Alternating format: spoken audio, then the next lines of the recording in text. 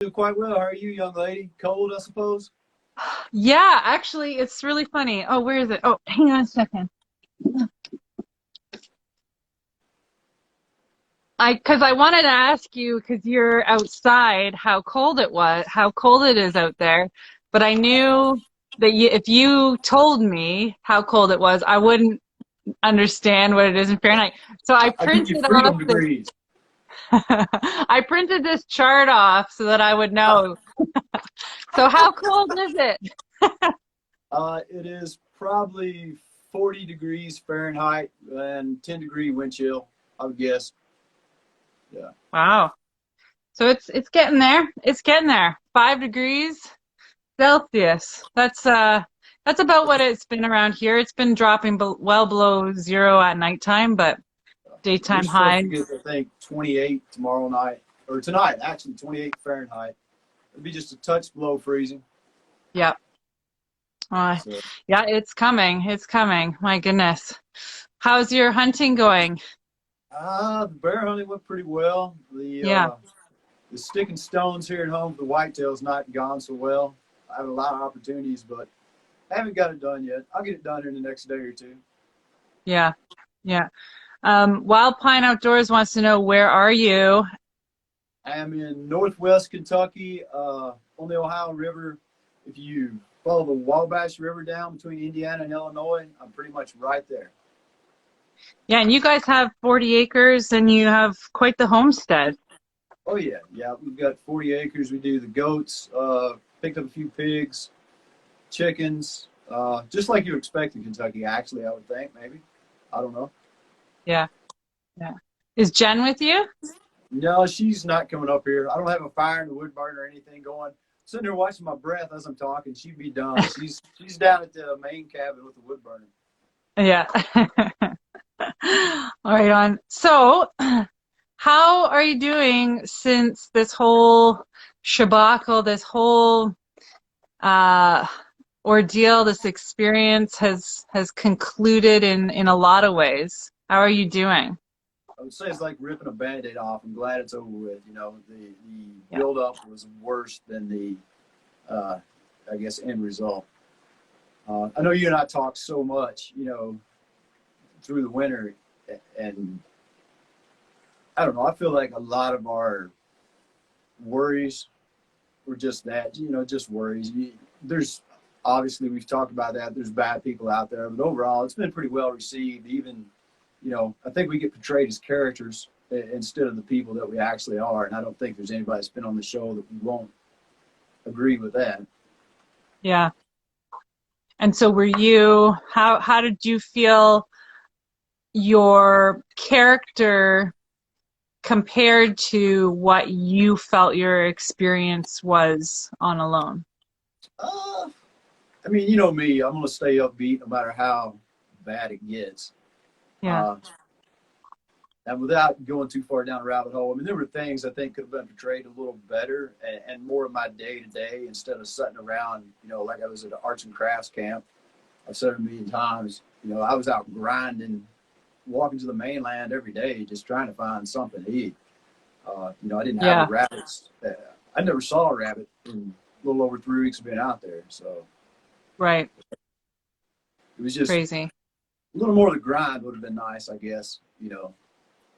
Yeah, it's funny. I kind of felt that too, in a lot of ways, where I felt like actually kind of the opposite of you, where, yeah, they showed so many of Yeah. your crafts.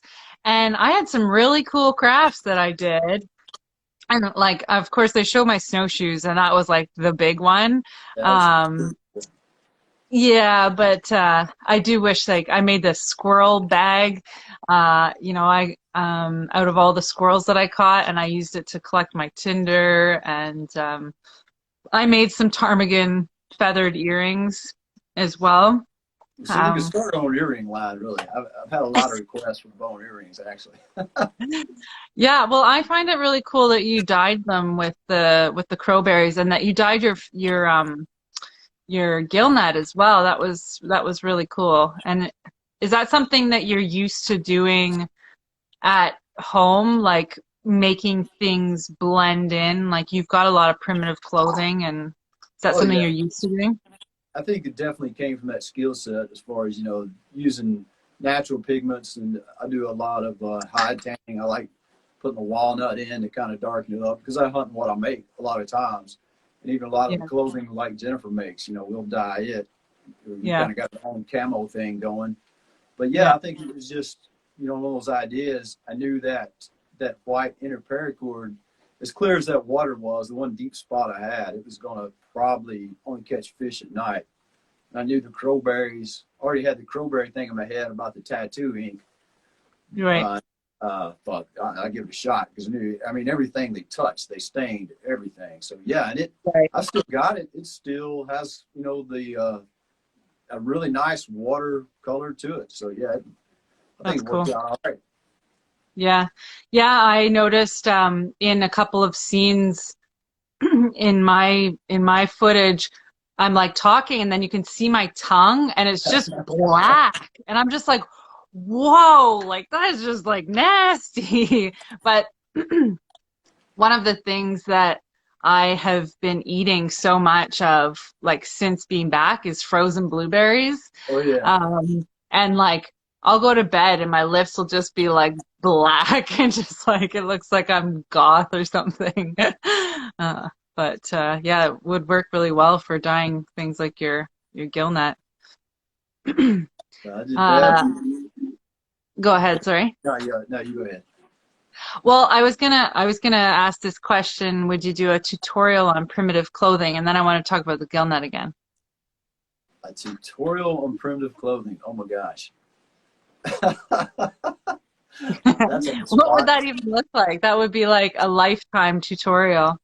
Yeah, I mean, really, it would be. I don't think I could do it any justice, and you could do it whatever time frame I suppose you wanted to do. I do a lot of the 18th century stuff, and that's golly, that depends on the season, region, uh, you know, so many things. I couldn't do it any justice in the 5 or 10 minutes we would give it. I don't think.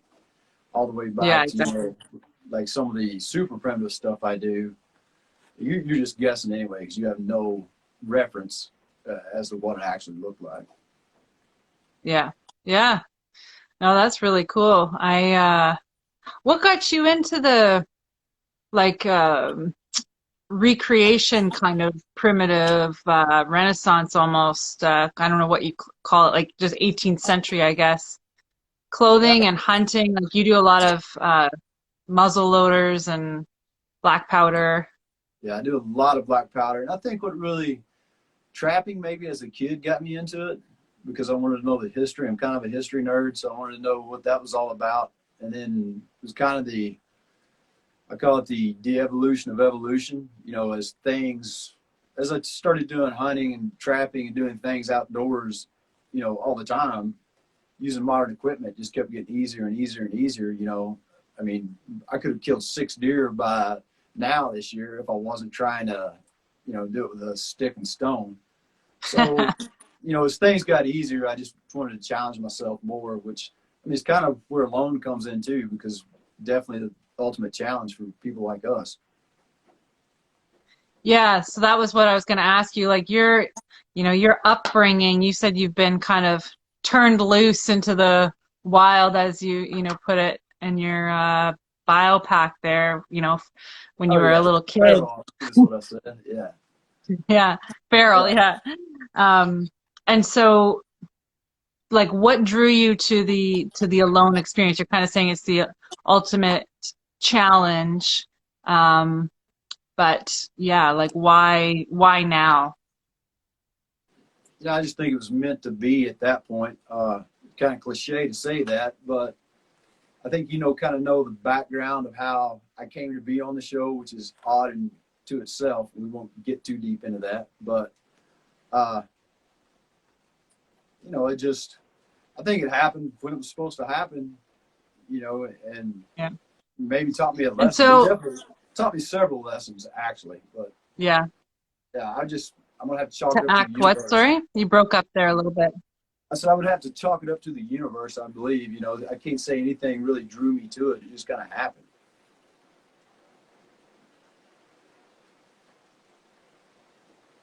Sorry, broke up again. Can you hear me? The rain's picking up. I can hear you.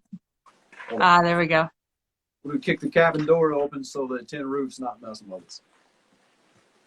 Better? Just to make it a little bit cooler in there for you. Yeah, for sure. Well, maybe the reception will be better. So, what were you expecting to be your biggest challenge while you were out there? Because A little, obviously, I think with anyone, you can't expect it to be a breeze. So you were oh, kind of preparing yourself. I figured the weather would get me. I really figured it would mess with me because, I mean, we've talked at length. Like I said, it fluctuates 100 degrees here. It might be -3 Fahrenheit in a month here, and it may be 110 in the summer. But that kind of deep cold, the teens below zero, 20 below zero, I had no experience. That was going to be something completely new to me. Yeah. I've done plenty of camping and primitive camping when it's been 0 Fahrenheit here, and even low, and never months on end. So that worried me more than anything.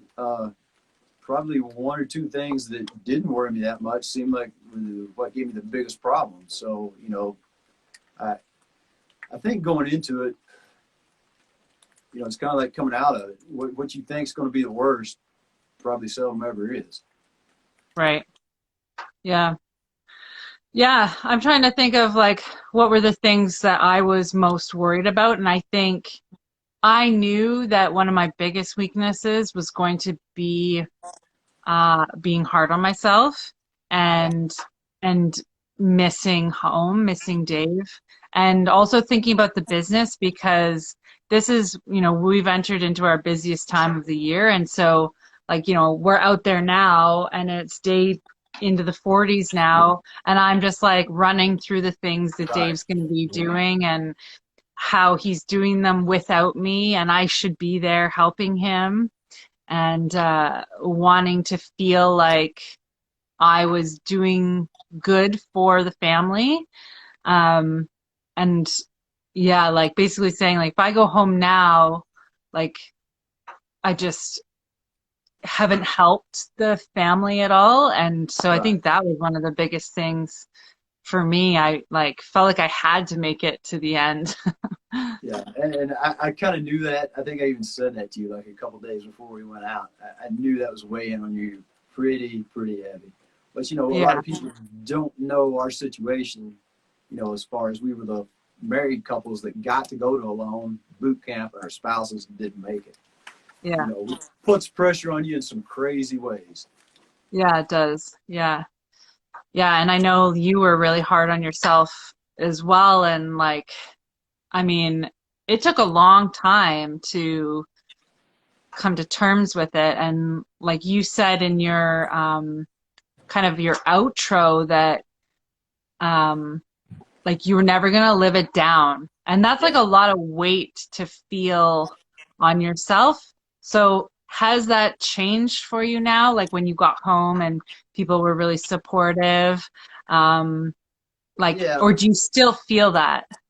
I don't feel it anymore, but that's just a recent thing. I would say that's been the last 2 months. I've kind of been able to let that go. Wow. Uh, and that was pressure on me. That was no pressure from any outside influence. That was just what I expected out of myself, I think, going into it. And then the reality of what, happened as I progressed through it. But, Lord, now, it seems like so long ago. And, I think maybe 2 or 3 months ago, I really started coming out of it. And I was like, that was just one blip. And the public got to see a blip of my life. Yeah, it has nothing, no basis on the person I am. I'm better for it in so many ways. Yeah. Having, done it. Do I wish I could have done it longer? Well, yeah, I wish I could have done it longer. But, it's kind of like money. How much money is enough? Well, how long is long enough? Because you and I have Yeah. had this conversation. You were having the same feelings I was having. And girl, you were out there forever. So you know, it, yeah, that's what I compare it to. I think, Yeah. just having enough, and I've got enough with everything I do. So Yeah. the rest of it's pretty insignificant at this point. Yeah, that's good. Yeah, and I know that like you were kind of talking about how this opportunity to win the money would be like an early retirement and you could live the life you've always wanted. But, you kind of made this announcement that you were going full on with, Ramshackle Homestead. Like, is that something that you're doing now? Have you quit your job? Are you still working or Oh yeah, I quit. how? I've been doing this full time for probably 2 months now, and Yeah, I should, you know, it's kind of like everybody says, well, someday I'm going to do this, or someday I'm going to do that, and yeah, Cole's up here hunting with me this week. We were having the same, someday discussion, and you just got to make that day, yeah, today. So that's kind of Jennifer gave me an ultimatum because I was the one dragging my feet, and she's like, "You need right. to do it." And yeah, I've been doing it full time for about 2 months, and I stayed covered up, and been I was on the road pretty much all last month, and I've been home about a week now. So yeah, Yeah. it's been definitely a good move for sure. Oh, that's awesome. I'm so like proud of you to make that move because I do think like, yeah, the idea of having this exorbitant amount of money would make that step that much easier. But then there will always be some other reason, something that like isn't quite right. Like how much is enough? Just a little bit A more. little bit more. And Exactly. and so like it's so good to remind yourself that um, you have enough and to be thankful for what you have and not always like it's good to look to the future to try and improve and everything, but to also be content with who you are and where you are. Um, and so for you to go 2 feet into it is like really great to see that you actually don't need the money to do it. It's, going to be harder in some ways, but more rewarding in a lot of ways. Yeah, that's exactly what I was fixing to say. I think it'll be more rewarding in a lot of the ways because you have that hunger. You have to stay hungry, or it's not going to work.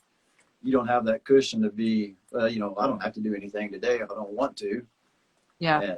and you're just not going to stay as driven. I don't think so. Yeah. I mean, don't get me wrong. $1 million would have been nice. 500,000 would have been nice, but Yeah.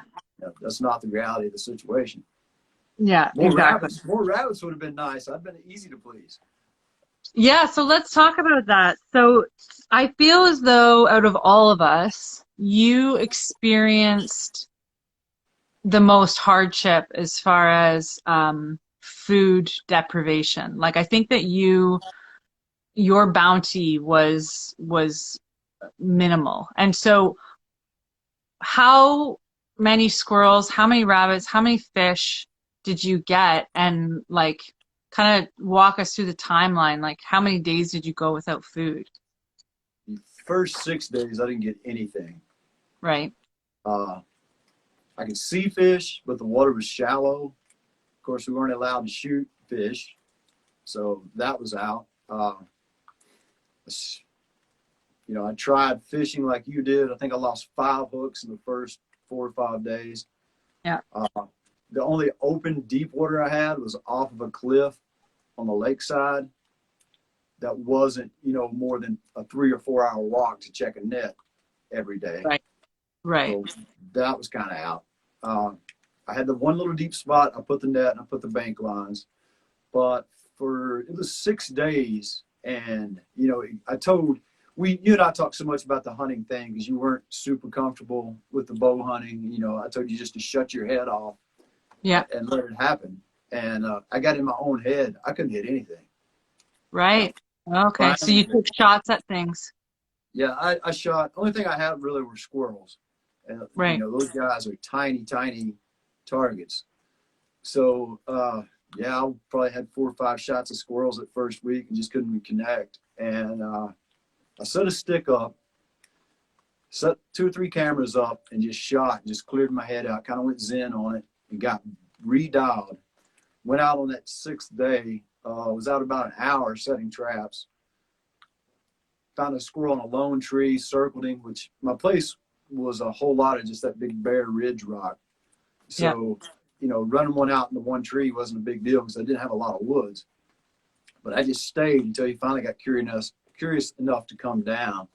Shot him, and I mean, I've killed about everything there is to kill in the eastern part of the United States at one time or other. And, that squirrel moved me to drop on my knees, and just tears, and you guys didn't get to see that. Yeah. But I was more thankful for that one little squirrel than I've probably been for anything in my entire life.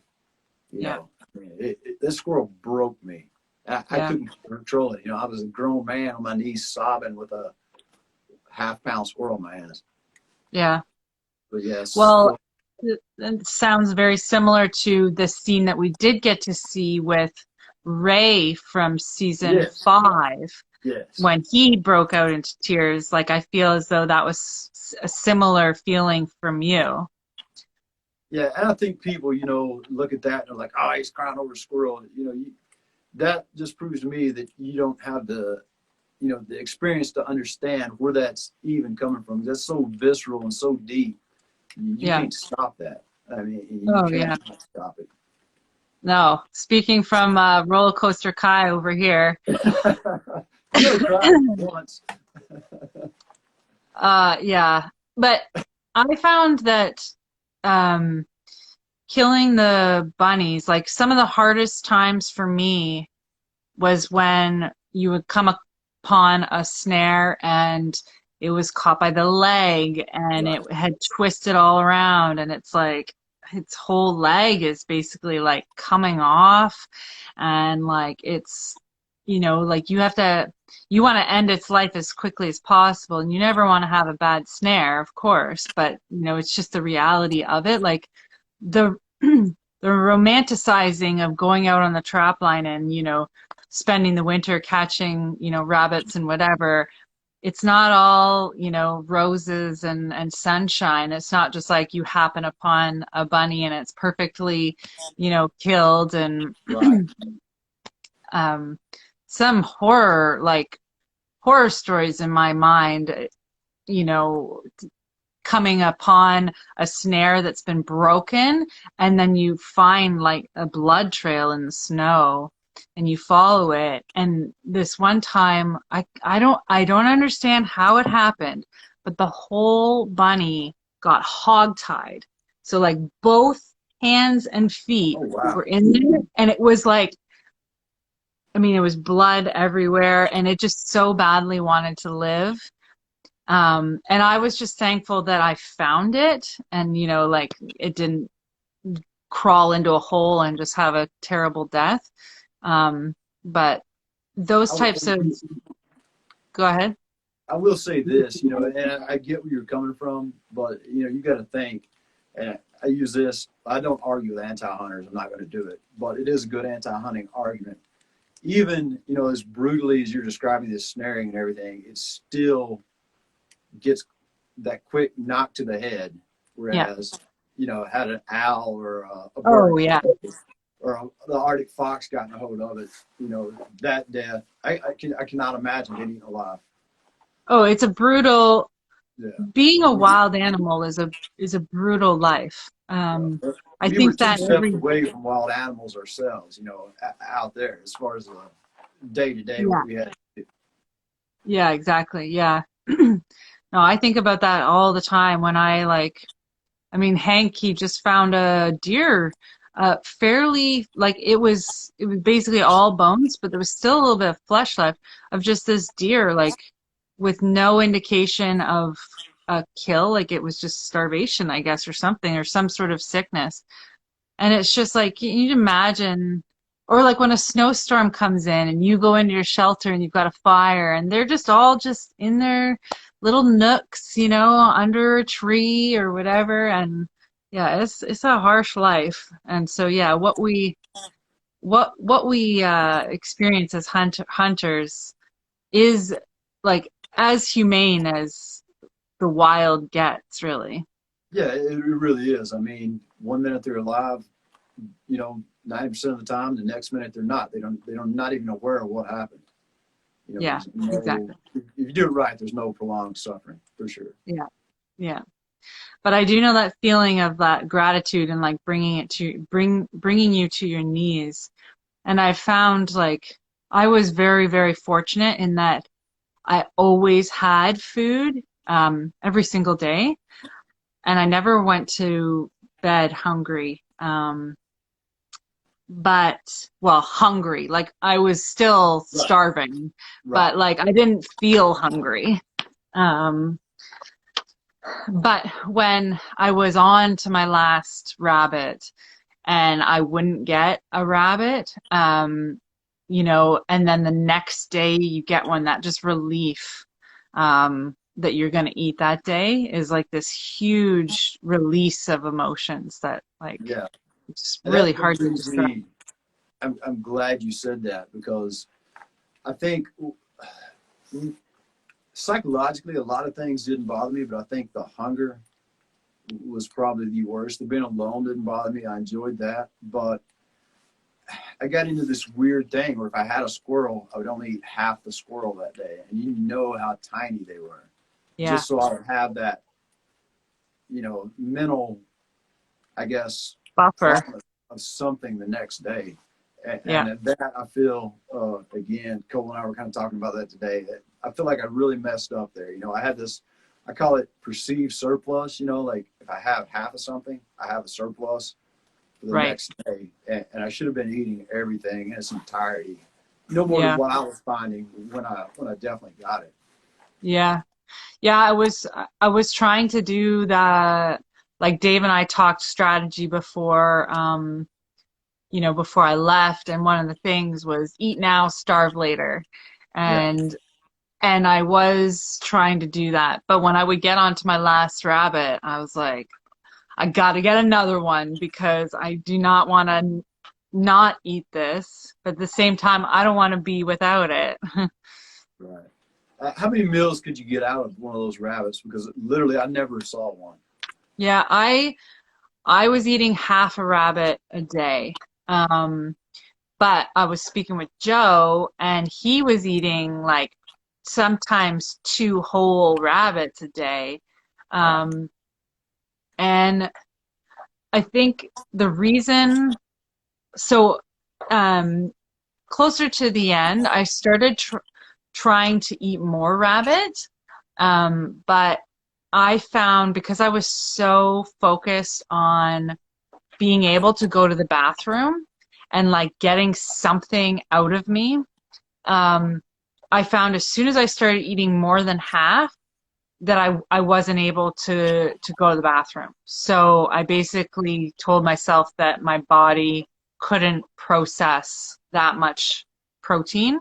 And so I think that actually, without having actually have known the science behind it, that helped me in that, you know, I ate what my body could digest. Whereas I was speaking with Joe and he said like, you know, he was eating an unlimited amount of food, but he took so much um, energy to process it that Right. he became lethargic and, you know, couldn't function.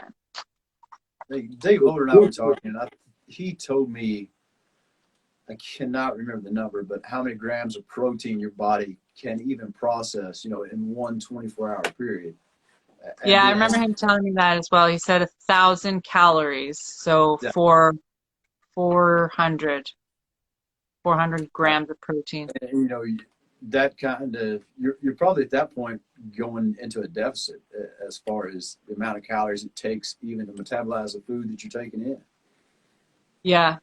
Yeah, so I remember them, Dave Holder and the medic, kind of at the end. They were, once I started catching fish, they were saying I was probably eating about 1,500 calories a day.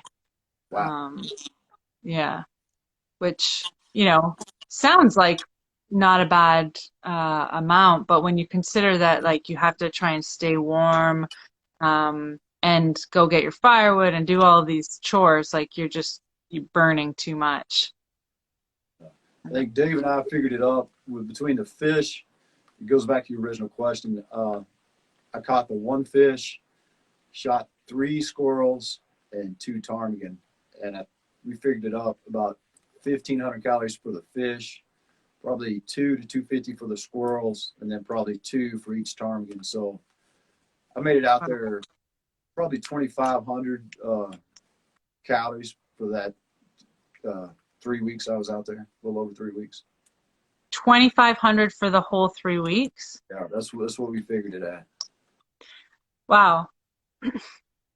So so you were eating rock tripe and a lot of berries. And was crowberries the kind of main berry that you had? Did you have blueberries or cranberries or soapberries? Yeah, I had quite a few blueberries at first, and then I had several low bush cranberries, which they're acidic and they bothered me a little bit. I couldn't eat a whole lot of those at one time. Ate a lot of the crowberries, and that just seemed like nothing really. And Right. I had a few soapberries, but not really enough to matter. I did eat some yarrow root, some fireweed root, but even I didn't have a whole lot of it growing out there. I didn't have any of it. Yeah. Yeah. So the crowberries, I believe, are a like constipant. So did you find, I mean, you didn't have really anything else in your system. Like you were still, I mean, you must have just been consuming it all. Yeah, and I would actually keep track of it because I was kind of trying to monitor myself medically, and my bowel movements were probably maybe every 4 days if I was lucky. Yeah. And I'm talking a little bit of nothing, because you're just not eating anything. Yeah. Yeah, that's what I was trying to do, like kind of compare, okay, what went in to what goes out, just Right. to make sure that it's, yeah, trying to basically just keep track of your own well-being. Yeah, to make sure everything's at least functioning as properly as it can under the circumstances. Yeah. Sure. Yeah. And so in what I've kind of gathered from you for your sickness, it was dehydration that ultimately kind of made you sick. Like what exactly have you figured it out? I think more than anything, I was really going into hard ketosis. Uh, Okay. I went in a little bit fluffy, and like I said, I lost 32 pounds exactly from my going in weight to my, when I had to come out. And Yeah. you got to see a lot of things on TV, but you didn't get to see, I think, that something that bothers me a little bit is Joel's going downhill and my going downhill. And Joel and I have talked about this quite a bit. So similar, like with the cramps. And I think there was a pretty windy day where you get that first little bit of snow, and I was trying to cut firewood, and it was like you climb, so like the climber's pump, where you just get the lactic acid buildup that will not flush. Like my triceps bound up, with the axe, and I just had to give up. I mean, I could not cut it. And that was, I think, a day or two before, and then just all the little muscle cramps and stomach cramps. I vomited some the night before. It was probably 4 or 5 o'clock in the morning. And then that day, I kind of made up my mind. I thought, I'm going to pull all my snares in case something does go worse. That way I don't have to have the crews out there searching for something that's going to kill an animal, and I'm the only person that knows where it's at. Yeah. It kind of reconciled to give myself a few days and just rest and try to do the best you could do under those circumstances. But then I snared the squirrel there the day before that, and that helped a little bit. I really don't feel that squirrel had anything to do with it. No. I really don't. At that time there, it had been 5 or 6 days again since I'd had anything substantial. And, I had really hard stomach cramps and the muscle cramps on top of that. And I think probably maybe eating the whole squirrel might have overwhelmed my system a little bit at that point. Right. But yeah, the muscle cramps and the vomiting had been going on for about maybe 20 hours, and then Wow. definitely Yeah. cramps for about 2 or 3 days. So really it was just that there was this imbalance basically, right? And that you weren't Yeah, being able to keep your body in sort of balance. yeah, I think for sure. I just wasn't, the nutrients. I wasn't taking anything in, basically. You know, if I had been, I wouldn't have been trying to eat rock tripe. That's like a last ditch survival Yeah. food. You get a few carbs from it and then some limited vitamins, and that's about it. Yeah. But you're just trying to get there because you're always 5 minutes away from the next thing happening. You're 5 minutes away from a moose or Yeah. anything could happen. So you're just hanging on for as long as you can, hoping for that one Yeah, game. exactly. Yeah, exactly. I mean, I was kind of saying that with Joel, like the way that your body reacted, it could have happened to any of us, right? Oh Like yeah, I mean, there is that, like everybody's bodily chemistry is slightly different. And, you just, if I was in the exact same situation as you with the exact amount of, rabbits and ptarmigan and fish, my body may have dealt with those types of, nutrients better than yours, which I find was interesting because Joel was kicking butt with the fish, and yet there was an imbalance with him, yeah, right? Like something happened. His body wasn't getting what he needed from those fish. Whereas, like, for me, all I wanted was fish. But, Amos did fine on just yeah. fish. Crazy. And I think that's the one thing you cannot control, you cannot No, train for, you cannot prepare yourself for, because exactly. you have no idea, how your body's going to react. Because your Yeah, body is going into, you can call ketosis shock is real, but I mean, you're putting your body into a shock wave that it's just not used to at yeah, all. No matter how clean you eat, you're not going to eat as clean as what you're going to eat out there. yeah, It exactly. can't be done. Yeah, and so that's why I think, like, you can have the skills that you have. Like, I mean, you've got mad skills.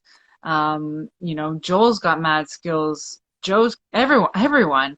And but it can only take you so far if your body chemistry doesn't align with what you're giving yourself, and you have those opportunities to strike, and you're in the right moment at the exact right time.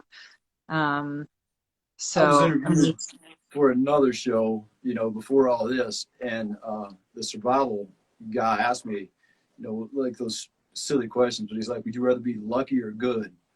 And I was like, "Well, I'd rather be good because then I can make my own luck most of the time." But that's not always true. That was probably the most humbling lesson I learned on there. mm, But and I'm not saying anybody won by sheer luck, but I'm saying there's so much left to luck, how your body's going to react, yeah, where the game's going to be. It's like I said, if that had been a real survival situation with no limits, I would have picked up and walked out of that place. exactly. If I Yeah, was, I mean, yeah, we were talking about that late, like earlier in the year, where it was like we both were kind of humbled and worried, being like, man, like if that was a real survival situation, I would have died. yeah, And that actually like weighs on you. You're like, it I would grows. not have survived. Yeah, and you don't But have a choice a then, lot of times where your boat breaks down or your bush plane crashes or yeah, sometimes you just are stuck where you're stuck, and that's the reality of survival. I mean, yeah, the bottom line is you're not always going to make it. yeah, Corey and I talked about this a couple months ago, the exact same conversation. yeah. But then I think we also kind of came to terms with, well, hang on a second. Like you said, like if this was a real survival situation, when I walked to this peninsula that looked like a beautiful spot for my gill net, but I got buzzed and had to turn around and couldn't put it there. Terrible You know, buzz. I would have walked those 30 more meters and put my gill net there. Yeah, yeah, for So, sure. Uh, yeah, when you're following fresh moose tracks and you get buzzed twice, yeah, yeah, turn you would around stop. and turn around. Yeah, you must Oh, turn inland. But yeah. yeah, Yeah. Yeah. So there's a lot left to chance. And like you said, like you can make your own luck sometimes, but you yeah, know, to a like point. your situation, you can't always. And um, yeah. But I think so, like, I mean, you were obviously sick, and so, you know, no regrets in tapping when you did, like you needed help and you got that Yeah, help. like I did at first, like for a couple months, I beat myself up bad. I mean, I would just break down about it. And then, I got to thinking what everybody was telling me. Basically, I was about an hour away from them calling a plane in to fly me to the hospital. If the cramps and the seizing and stuff didn't get shut down with what they gave me 2 shots when I came out uh, Oh yeah. back in the base camp. But you always have regrets. But I think seeing my face on an actual big screen television that day, Right. and everybody in base camp was like, "Dude, you look like hell." And then seeing how much weight I had lost in that short amount of time, you know, Yeah. putting it all together, I was like, "You probably made the right move because." Yeah. I could have pushed it maybe 2 or 3 more days, but if the Yeah. way things were going downhill, I mean, who knows? I Yeah. don't think I was coming back from that just because you don't have the means to come back from something like that, Yeah. especially with assaults and all the things that you're missing for sure. Yeah, exactly. Yeah. Yeah, and you don't know what could have happened if you had have kept pushing, because I know same as Joel, like he kind of said, "Oh, a couple more days just to like see if it would go away." Yeah, yeah. But And you I'm don't know. usually, unfortunately, that guy. I'm like, oh, it'll be fine. Put the bone back in. We'll keep going. But Yeah. yeah, uh, Yeah, exactly. Yeah. So was there anything that you had done on the show that you were kind of saying you wish they had shown just a little bit more of the day-to-day stuff that you were going on, but like were there any moments that you had captured that you were just like this was really meaningful to me, and I'd like to share it, or is there something that they didn't share and you want to share with us? I mean, there was running back through your head. It's just so hard to capture every little detail of what happened out there. But the night 6, I had a moose on the peninsula across from me. And he Mm. came up. I had the camera running on the sunset. And he came up, like stood like the classic on top of the ridge, looking at everything. Then he went back. So I started calling him. We had joked about this, like my southern accent. Like it was like, "Hey, boy," So we call, and the moose comes back. And I Oh was like, wow. "Oh wow," So I got to watch him. I'd never seen a moose before because there's not a lot of them, anywhere I roam, even up in Michigan. I've never seen one up in there. But that really, it was a cool experience for me. And then just a lot of like, I would get everything I took. I gave a little offering back to the place. I built a little cairn. I think you see it in the end. But I always gave the Yeah. heart of whatever animal I took. I left it back to the land. Yeah. And that didn't get figured in at all. Right. Pretty awesome double with a bow and a couple of ptarmigan. That didn't make it in. And I think Nice. just some of my reflections, not so much my goofballiness, but just the reflections and thoughts that I had going on while I was out there, that I would voice. But, I understand they're making a show. It is what it is. Yeah. Yeah. yeah, there's times where I wish that they had have maybe shown me, yeah, well, just like being more grateful of the experience. Um, and enjoying myself more maybe. Because I did enjoy myself despite missing my family so much and being really hard on myself. I did have a great time. And so yeah, there was a lot of times where I was being goofy, but yeah, it's sometimes I guess it just doesn't make good TV, but yeah, like I had this offering rock as well where I would go out and put, the some of the guts out, and I had these two whiskey jacks that would come every night, and then I started having a fox hang out, and it was just like kind of like it felt like being a Snow White a little bit, where you had your sort of like local animals. These are the ones I'm keeping, and then These are the ones I'm eating. yeah. Yeah. I had an Arctic fox. He would come about every other night, and I found an old like spam tin, and I would put guts or whatever I had that I was going to use for fish bait in it. And I would put this huge rock over it, and then stack my wood pile on top of it. And he Right. never could get it, but I could hear him.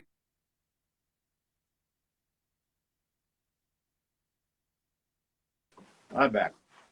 My, my battery's starting to get weak, but yeah, every night digging around, trying to get Nice. bait. So, but yeah, you're Yeah. right. I mean, every little visitor that comes just kind of improves your day when you're out there for sure. Yeah. Yeah. Some of my favorite moments were just like going to a high place and just like just looking at the vastness Yeah. of the land and just like feeling like you're a part of it.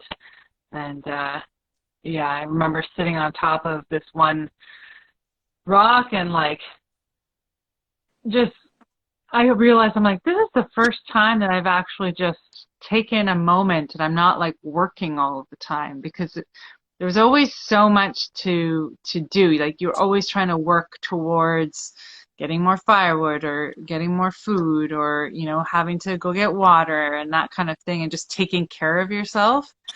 Um, and so I remember just sitting there and being like, this is really nice.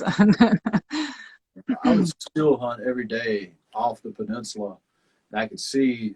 There's a lot of people ask me, "Why didn't you move inland? Why didn't you move inland?" Well, I didn't have inland to the off the peninsula would have been about dead center of my property, so I would have been, in my best hunting spot. But there were bluffs, and I would hike back to that and sit and watch that woods and watch the other side because it was open.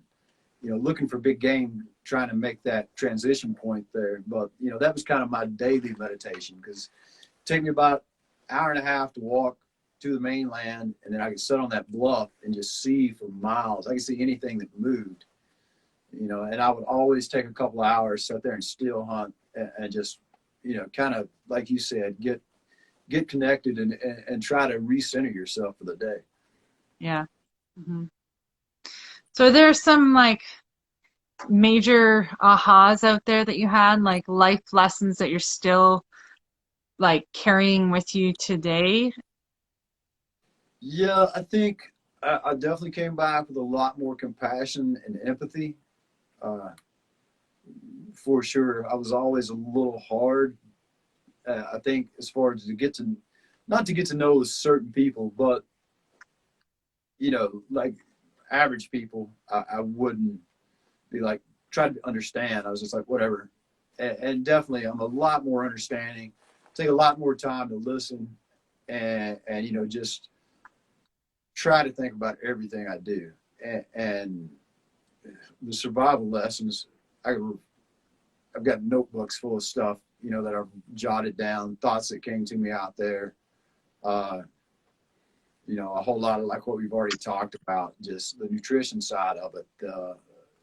Just so many thoughts that I'll probably never get them all sorted out. But I think it made me a better person as far as an aha moment. Just, it's humbling for one. The most humbling thing I think I'll probably ever do, put myself out there like that. And especially, not succeeding maybe in the way people think you should succeed. I mean, I succeeded good enough in my mind for the lessons that I learned, and you know, it worked for me. Did I win? No, but I did win. You know, that's kind of the way I look at it. Yeah. Yeah, for So sure. just definitely an overall, I think, gratefulness and just compassion came out of it for me. No, I agree with you on like the compassion for people, and like for me, I have felt like, yeah, I have more patience.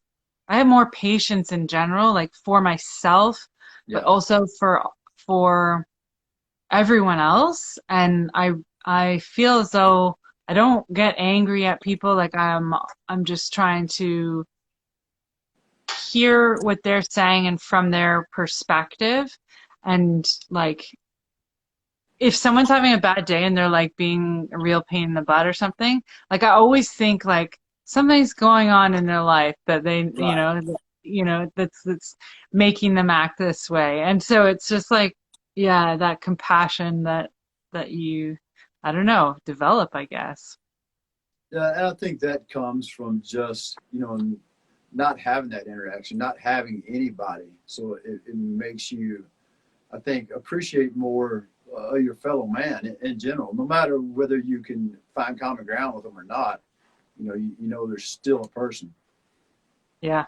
Yeah. Oh my gosh. And that is so, so important right now. Like I was like on point to what is going on in the world. Like just to have respect and compassion for everyone. No matter Oh, how hard it is. wow. Yeah.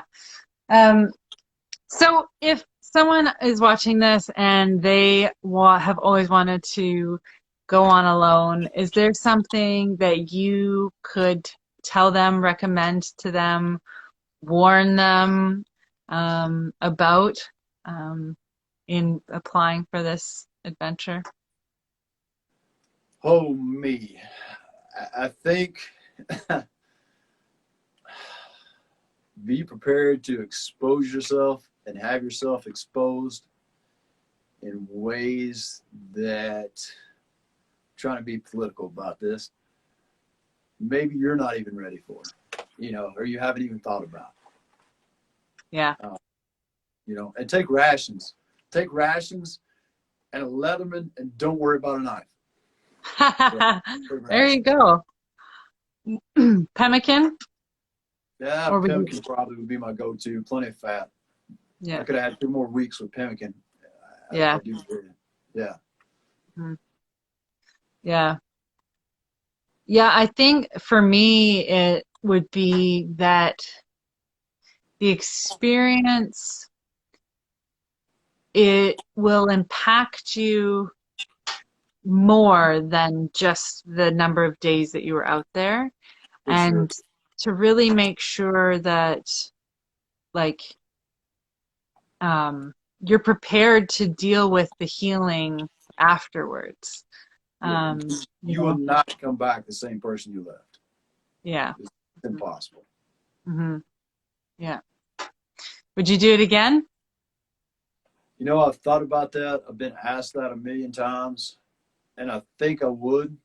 But if I did, I wouldn't be the same person. I mean, for a lot of reasons. But if I came back again, I would be a complete savage. Yeah. Yeah, I don't think I would, you know, whatever it takes, I guess. Not Right. to win, but just to push myself further. You know, I don't think there were a lot of us out there that were too worried about winning. I think it was more about pushing our experience to the fullest. And I would like to go a little bit further. You know, I'd like to see what else I've got going on in there. You know, Yeah. just, just to see what would happen. You know, my own sick little science experiment, I suppose.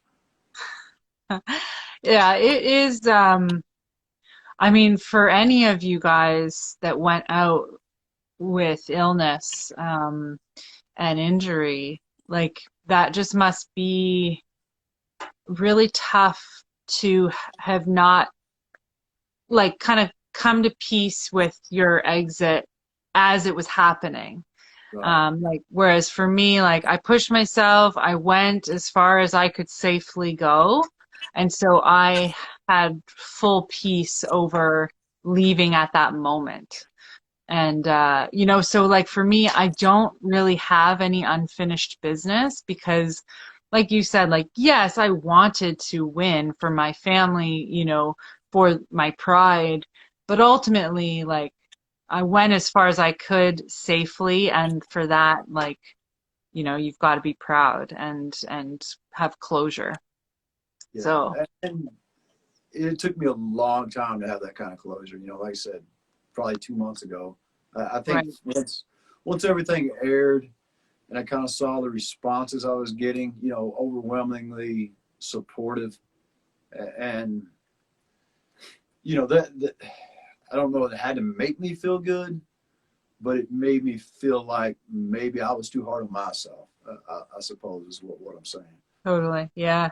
Oh, if I did go back, I would have a totally different mindset going in just from hearing Dave's voice for the first time when I got back, and he just burst into tears and was like, I love you so much. Like, oh my God, I just need to see you. Like, I'm so proud of you. And he's just like, you know, bawling. And man, like if I had have known then what I knew at that moment, like I just would have felt better about the whole experience. And you know, so going into it again, I would be like, no, like he's got my back. Like he's proud of me no matter how I Right. do. Right. So yeah, I mean like you said there, Heather, we are our own worst critics, and like that is something that I am always working on because it's something that yeah, like I'm just like I'm like an overachiever. Like I always want to do better and better and better. And like I don't let myself say like I am enough. You know what I mean? Like I am And I think sometimes, you to be a total piece of yourself, you do have to be enough, though.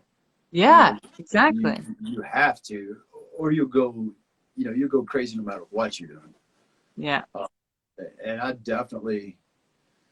don't know, as far as that goes, I think I don't really overachieve, but I want to be really good at a broad range of things, and that's almost worse sometimes. You know, Yeah. for me personally. Yeah. No, I agree. So where to now? What's up, what's in the plans for you this year Uh, and Golly, I think it's been a pretty busy month. Like I said, I've been all over. I think probably back to East Tennessee the end of the month, teach some bow building classes. Cole and I are going to hit the whitetails hard for the next couple of days now that we haven't drowned. We got 7 inches of rain last night. wow. Try to get that stone point on video kill, and Michigan in February. I think Oh yeah? Ryan Gill's got something up his sleeve. He asked me what I was doing this winter, so we'll see what kind of Nice. caveman annex we'll get into there. But Nice. yeah, Nice. who knows? Yeah. Well, I hope that you have an abundant fall and say hi to Cole for me. Is he with you right now? Oh yeah, get in here, big guy. Yes. What's up, Kai? Big country. Oh my gosh. Oh, yeah. Good to see you. Hi. For those of you who don't know Cole was in the top 20 for Alone season 7. He came to Yeah, New York and we got to meet him and was heartbroken yeah, not still to am. have you on the show. I still to this day don't understand the I decision. don't, I don't know either, Kai. Put in a good word for me. Quinn's Yeah, probably gonna smack all of us. Oh no, yeah, yeah. Maybe they thought you were too good. no, Uh, I doubt that. I doubt uh, that. Good uh, seeing you. You look great, Kai. thank you so much. You do too. Yeah, Yeah. I, Well, I can't wait to come up there and see you guys. oh, likewise. Yeah. Yeah, I mean, once this COVID thing yeah, for reopens the sure. borders and yeah, Yeah, for big hunts sure. in Texas, everybody.